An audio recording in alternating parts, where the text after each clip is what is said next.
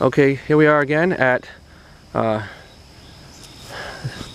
the name of the park again? Conanicut Park or something, I forget. Look at the title, you'll see it in the title, if not the description, I think. So we just got done looking in the previous video at the placard for the Prospect Hill Fire Control Station building right there. And now here's another one apparently.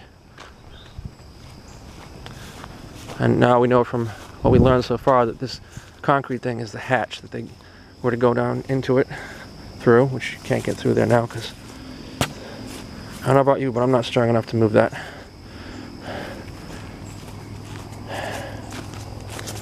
And the same deal.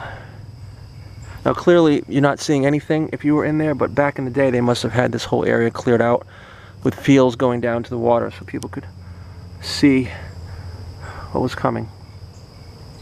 So more of a lookout point, I'm thinking, from the description of the placard in the previous video, than a place to actually have guns mounted, although I'm not saying they didn't have guns in there just in case, but primarily used as a lookout station. They call it the fire control station, but clearly they obviously use it also to look out for any invasions.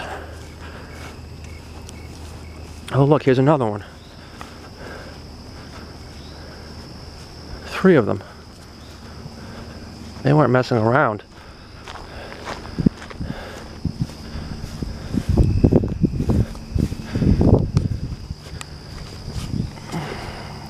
Looks like someone's tried to, well, I'm not sure if someone tried to pry that wooden stuff out or if it just has come out because it's so old.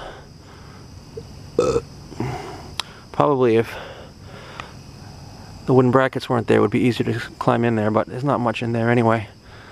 It's just a small little dugout area. Alright, let's continue on down this path and see what we find, shall we? Oh, I think I see another one up ahead. They were really big on redundancy here, I guess. Better safe than sorry. There's a path there. That might go over to the other area. I think that's the path that goes to the other area that, that we were going to go to. With the stuff that was, the fort that was, or the mound that was from the Revolutionary era. Again, same deal here. Oh, what's this? A little metal hook. I wonder if that had something to do with the window control. I don't know. If you know what that hook is, leave a comment. Yeah, but these are all the same. See, this is the only one that has those hooks, though. Maybe the hooks were on the other one and they were removed. Well, I do want to go to that Revolutionary era mound. I also want to see what's up here, so maybe we'll go a little further. For all I know, I'm wrong, and that path we just passed wasn't the way to it anyway. Oh my gosh, there's another one. You've seen one, you've seen them all.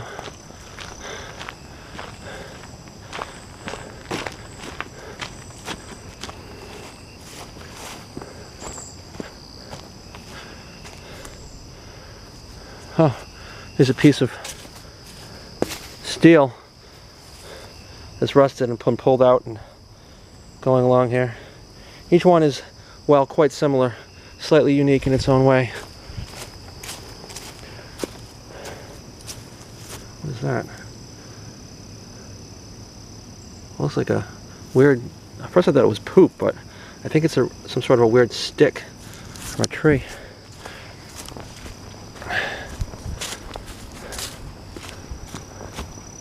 Really would like to be able to get in one of those, but clearly they weren't taking any chances. People going in there and getting hurt. That says Giant Boulder Path, Giant Boulder Trail, Rehabilitation, 16, Eagle Project. We're not taking that. And here's another one of the fire control buildings. In memory, in memory of Pamela Winslow Mitchell, whoever that is. Oh, I think we can see the mound We'll have to circle back down that other path. Clearly that was the way. Left over from Revolutionary era. Look, there's even a colonial era flag there. I don't know if you can see it, or if the sun's too bright. Gorgeous sunset happening here. And this one, of course, is the same as the others, obviously. More of those hooks. This one you can see inside a little better because the sun's getting inside of it. As you can see, there's nothing in there. Nothing much anyway, except a little bit of rubble. There's a hole. Not much else. Yeah, these window frames. Obviously there were windows here at one point that they could open and close. But there's no glass left in those. That was gone a long time ago, I expect. Alright, let's see if we can find our way over to the Revolutionary War mound.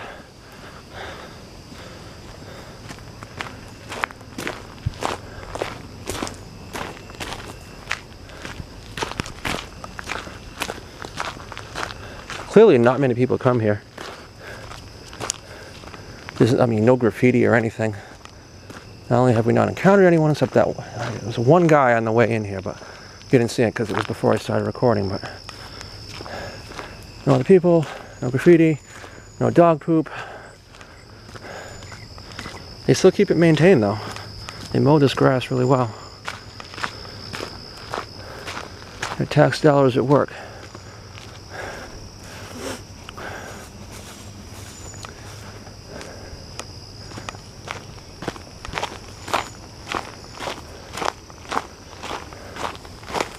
Alright, I believe this is the path that goes to the mound.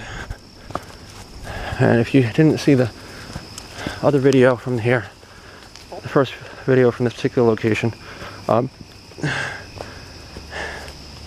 said on the placard that it was, I guess, left over from a fort that was here during the Revolutionary War era of, like, you know, the 1770s. 1780s, that era.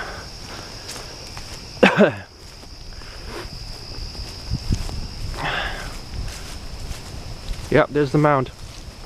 Look at this tree. It's one of those trees that just forms. Oh, that's so awesome. Please, someone tell me what kind of tree that is.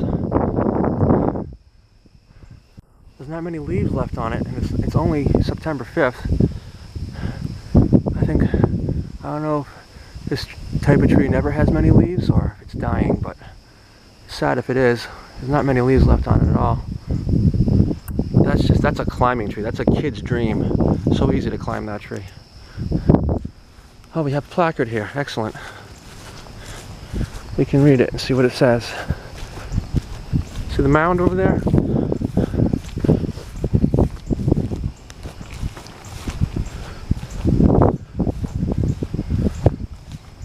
Says 1772 to 1781, Revolutionary years. Rhode Island rebels. In the early 1770s, even before the Declaration of Independence, Narragansett Bay was the scene of frequent confrontations between the British Navy and Rhode Islanders. The British aggressively enforced their increasingly expansive custom duties, and the Rhode Islanders aggressively resisted the British. Well, that's the first paragraph in that section. British occupation. The colonists did not occupy their defensive earthwork for long. In December 1776, 11 British warships and approximately 60 transports carrying 5,000 troops, half of them German Hessians, sailed up West Passage to approach Newport from the north. All right, I'm not going to keep reading this. It's going to take too long. But you get the idea. You see all the way they dressed back then. And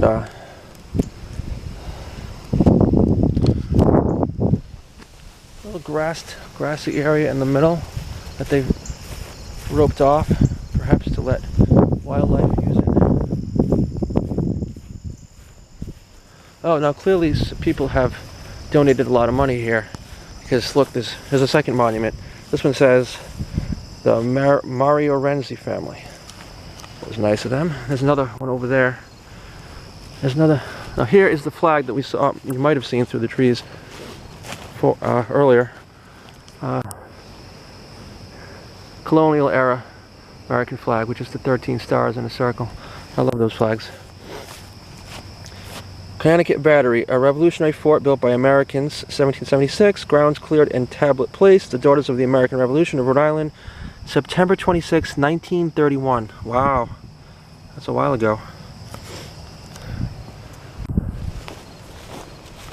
And here it is, the actual fort, the actual mounds, with the gorgeous sunset in the background. How pretty is that? And there's the bay.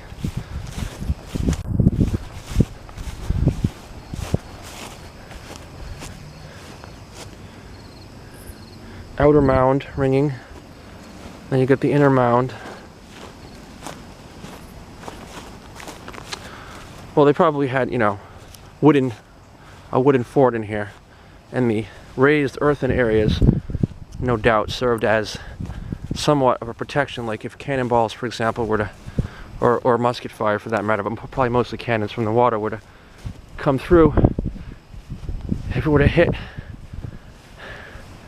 at about 4 feet or lower, it would just hit the ground instead of the actual fort.